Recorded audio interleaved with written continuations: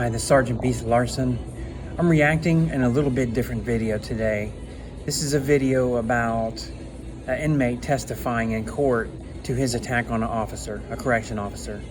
Now, if you haven't worked in a county jail or a prison, this might be shocking to you to listen to him, his lack of care and concern, his attitude. And just remember, in my over 30 years experience, people do lie a lot. Correction officers, the only thing I would suggest is if you have history with an inmate, negative history, don't go in and search or pack up their property while they're close to you.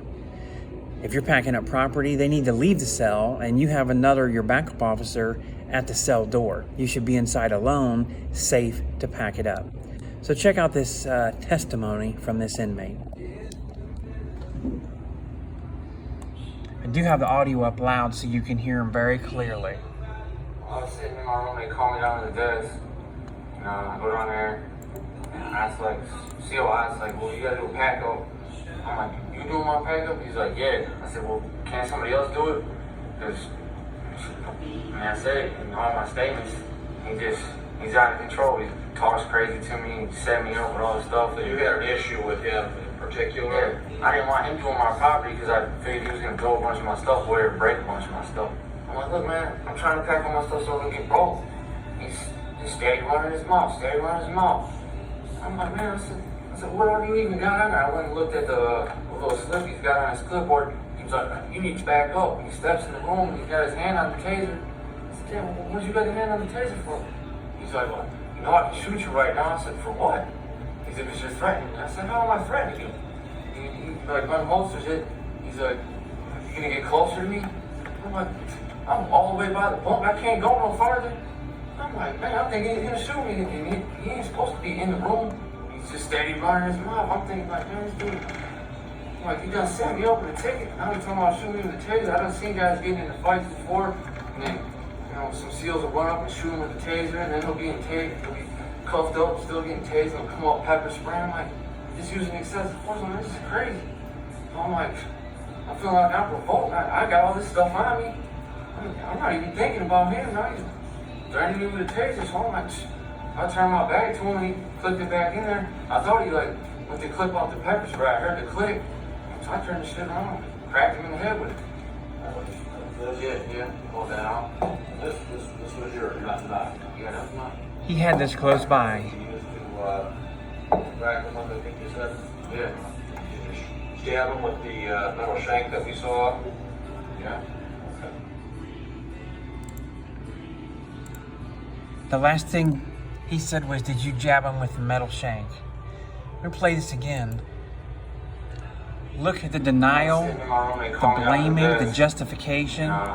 Look at the cockiness of him, like he's in the right for attacking and stabbing the officer. He's like, yeah. I said, well, can't somebody else do it? Because, I said it in all my statements. He's out of control. He talks crazy to me, he set me up with all this stuff. So you had an issue with him in particular? Yeah, I didn't want him doing my property because I figured he was going to throw a bunch of my stuff away or break a bunch of my stuff.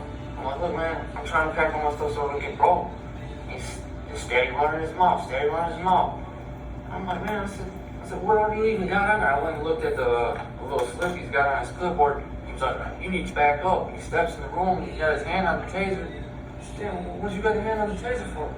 He's like, well, you know, I can shoot you right now. I said, for what? He said, because you're threatening me. I said, how am I threatening you? He like unholsters it. He's like, you gonna get closer to me?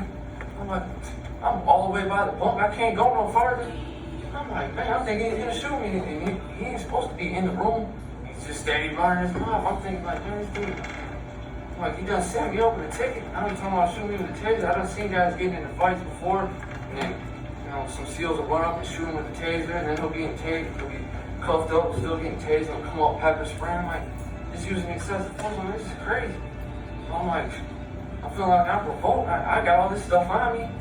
I'm not even thinking about him. Now he's threatening me with a taser. So I'm like, I turned my back to him and he clicked it back in there. I thought he went to clip off the pepper spray. I heard the click.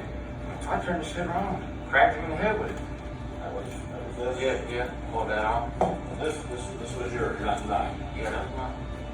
That's what you used to Back the one I think you said? Yeah. You just stab him with the metal shank that we saw? Yeah. Okay.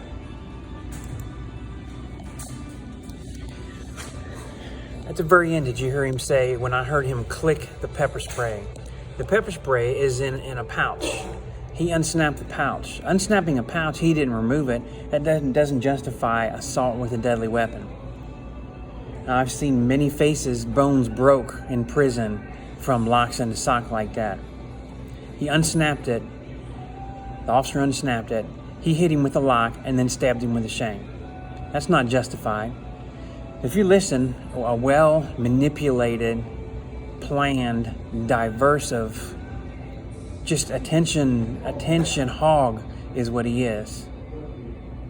He's also sick and mentally disturbed. That's why he's in prison. Why in the world you're going to argue and act like this? It's a policy. Most prisons, it's a policy that the officer comes, packs, and inventories the inmate property. That way they're not transporting contraband, weapons or drugs, any other contraband, from one cell, one building to another. That's for safety. It's common knowledge, common practice. So this whole story here is just like a made-up fairy tale, trying to get his way out, trying to buy his way out. We don't know all the facts. We don't know the officer. There's no testimony from the officer. There's no proof that he was out to get him. There's no proof that officers there are damaging property, throwing away property. By the way, when property would get damaged or legal mail get damaged, prison had to pay for it. Wardens just don't let their officers do whatever they want to the property.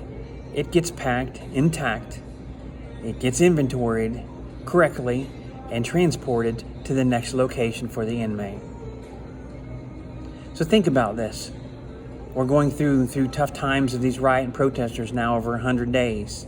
Whether they're in prison, the county jail, or outside on the street, do you see a consistent behavior?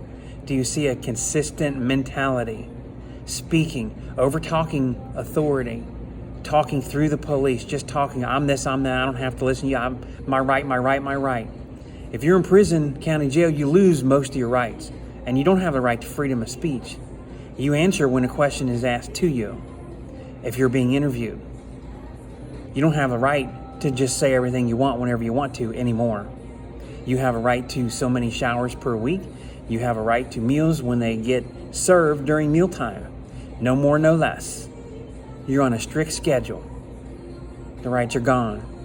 But for those on the outside that are protesting, they feel like, let's just quadruple the rights that we think we should have. Let's take everything. So the problem is twofold, outside and inside, but they kind of look alike. Thanks for watching. Hit the like, share, and don't forget to subscribe. We'll have some more debates. Thank you.